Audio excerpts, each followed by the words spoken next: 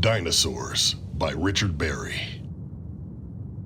A spaceship carrying two intelligent beings of distant origin powered down its engine as it entered orbit around the planet Earth. Complete shutdown in 12 seconds, Commander. The first being said. Thank you, Commander. Let's proceed.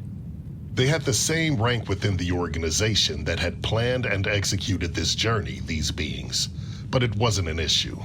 There had been no discord between them. Actually, Commander, we have a problem. What's that, Commander? I think we may have miscalculated our destination. These beings and their kind realized long ago that traveling vast distances across the galaxy required the manipulation of time, not just movement across space.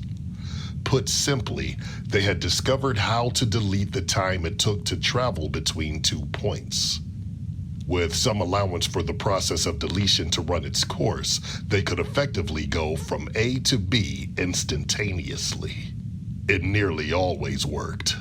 I concur, the second being said.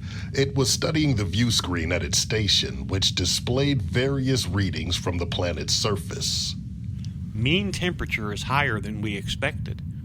The major land masses differ in shape, too. Something else, Commander. There is no evidence of human civilization here. That's what I feared, Commander. Is there any life at all? Yes, plenty. On land? The first being read out the names of animals as their images flashed across the screen and were matched to entries in the ship's database. Ornithomimus, Ankylosaurus, Chasmosaurus, Triceratops, Edmontosaurus, Molossaura, Parasaurolophilus, Pachycephalosaurus, Dinocharius, Quetzalcoatlus, Tyrannosaurus. The second interrupted. I'm not familiar with these species. How far away from our target point in time are we? 65,227,911 Earth years, 133 Earth days, rounded to the nearest day. The second struggled to comprehend what it was hearing. There must have been some error in our calculations. Now, how could this happen? It was at this point that these beings looked for the first time since arriving in the solar system out of the small circular window of their spaceship. They both saw the likely culprit for their miscalculation. A rocky entity 81 kilometers in diameter could be seen at the outer edge of the planet's atmosphere. Probability of collision with the planet is 100%. Well, that must be it, Commander. I sometimes forget to account for asteroids in my calculations. Such an amount of mass would have made a significant difference. I apologize. Mistakes happen, Commander. These beings were nothing if not resilient. No sooner had their problem been identified than they were discussing options of what to do about it. There weren't many, unfortunately. It's not possible to attempt another journey to the correct destination. We don't have enough energy. The original plan had been to land on Earth, settle, develop a relationship with the humans, and eventually harness enough fuel from the planet for a return trip. We could land anyway, stay out of the way, and gather what we need. We'd have plenty of time to check the calculations before we tried again.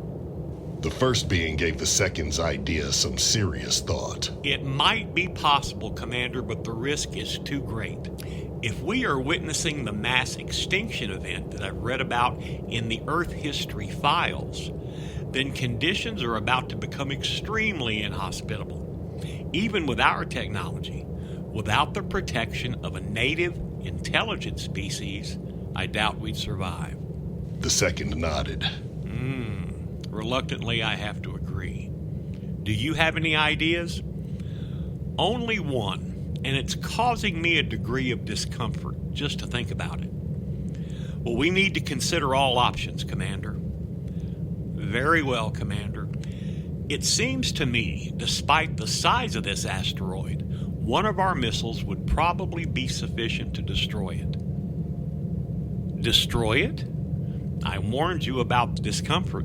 Now, if we do proceed, and I'm not necessarily advocating this, we could settle on the planet in its current stable condition and remain there long enough to harness energy without significant risk to our well-being. Perhaps longer, if we like it there. As they spoke, the asteroid continued its descent. Until now, it had proceeded with the usual sense of inevitability that gravity provided to the larger objects of the universe. But now that more influential forces were minded to intervene, the probability of its colliding with the planet Earth was considerably less than 100%. What about the humans?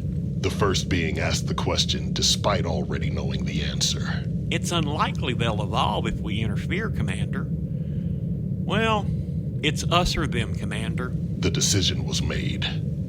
As quickly as the command could be processed by the ship's computer, the missile was on its way. Preparing for landing, said the first, who had already moved on to the next challenge.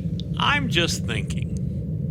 They won't have any knowledge of human civilization back on our home planet once the trajectory of life on Earth has been altered. As our ship will be protected from the changes, perhaps we should send back a copy of our database to preserve their existence. For what purpose? Perhaps for our historians to study. The first being was mainly occupied with plotting the ship's descent to the surface. I suppose you're right. Besides, Commander, we wouldn't want anyone finding out about our little miscalculation, would we? The second being stared out of the small circular window. All appeared calm on planet Earth. It seemed like the asteroid and its burning tail were suspended in midair. Then the missiles arrived, and the window was filled with a flash of brilliant light. The end.